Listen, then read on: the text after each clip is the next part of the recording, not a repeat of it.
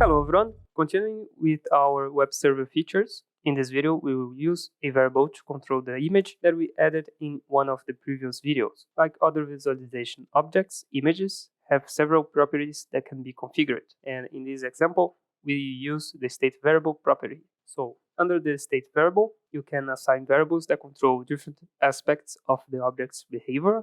So let's go there, right here.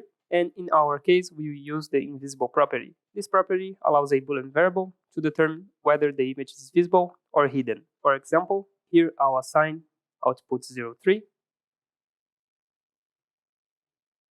which is the same variable currently linked to our momentary push button. Now the visibility of the image will depend on the state of output 03.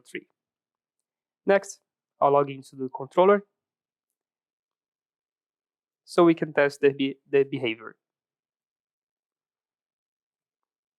Okay, so when I press the push button, output 03 becomes true, and as a result, the yellow lamp turns on, indicating that the variable is active. At the same time, because output 03 is assigned to the image's invisible property, the image becomes hidden and disappears from the screen. When I release the push button, output 03 returns to false, the lamp turns off, and the image becomes visible again. This demonstrates how state variables can be used to dynamically control the appearance of visualization objects. In addition to visibility, state variables can also be used with many other objects to create dynamic operator interfaces that respond automatically to process conditions. This is a simple but powerful technique for showing or hiding information, graphics, alarms, and other visual elements based on the current state of your application. This is it for this video, and I see you on the next one.